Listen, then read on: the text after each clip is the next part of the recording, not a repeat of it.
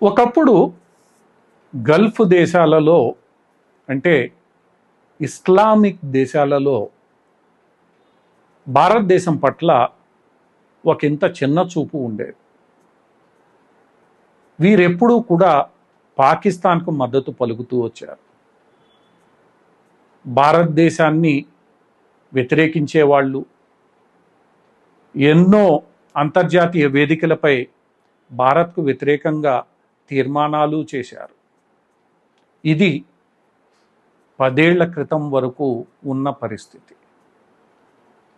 ప్రధానమంత్రి నరేంద్ర మోడీ అధికారంలోనికి వచ్చిన తర్వాత నెమ్మదిగా ఈ గల్ఫ్ దేశాలన్నీ భారత్కు ప్రియమిత్రులుగా మారిపోయాయి. ఎంత ప్రియమిత్రులుగా మారిపోయాయంటే ఆఖరికి విగ్రహారాధనను వ్యతిరేకించే వీరందరూ తమ దేశాలలో మందిర నిర్మాణాలకు అనుమతులను ఇచ్చేశారు. అబుదాబిలో మందిర నిర్మాణం పూర్తయింది. దుబాయ్లోనూ త్వరలో మందిర నిర్మాణం జరగబోతోంది. ఇంకా ఒమన్, ఖతార్ లాంటి దేశాలలో కూడా హిందూ దేవాలయాల నిర్మాణాలు సాగబోతున్నాయి.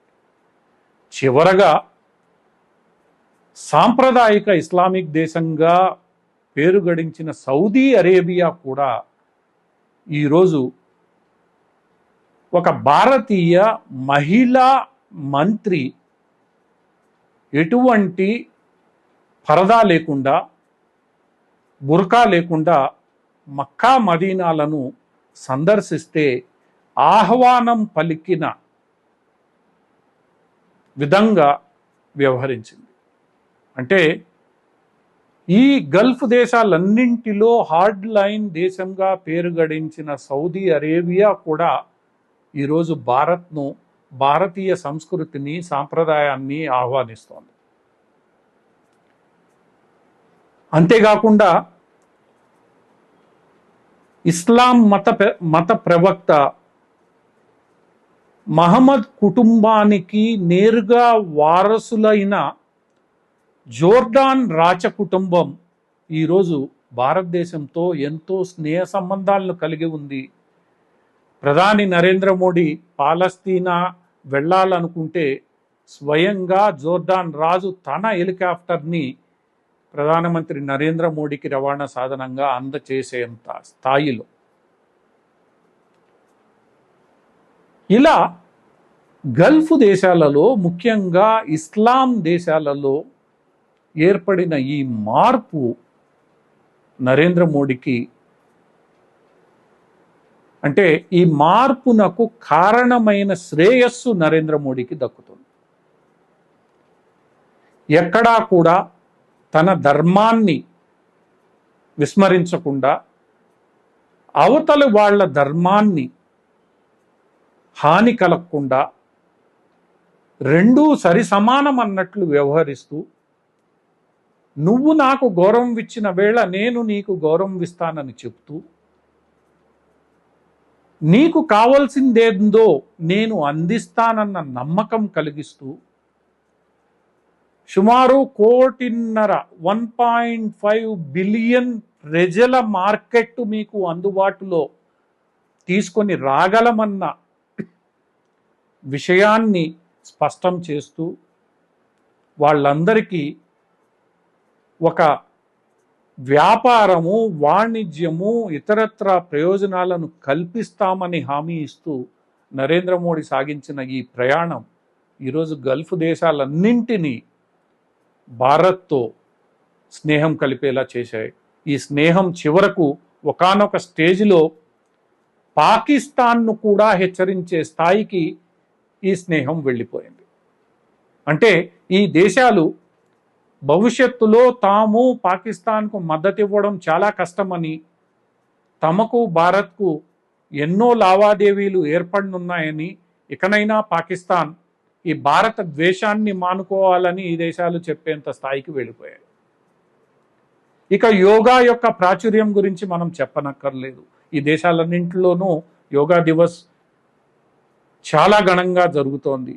ఎందరో భారతీయులు ఈరోజు దుబాయ్లోను, యుఏఈలోను, ఖతార్లోను తమ తమ వాణిజ్యాలను కొనసాగిస్తున్నారు.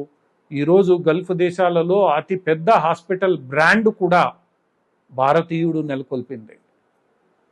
ఈ భారతీయుల యొక్క కంట్రిబ్యూషన్ను ఈరోజు ఈ దేశాలన్నీ గుర్తిస్తున్నాయి. ఈ భారతీయుల యొక్క సంస్కృతి సాంప్రదాయాలను గౌరవిస్తున్నాయి. ఇదంతా కూడా ఒక్క రోజులో జరగలేదు.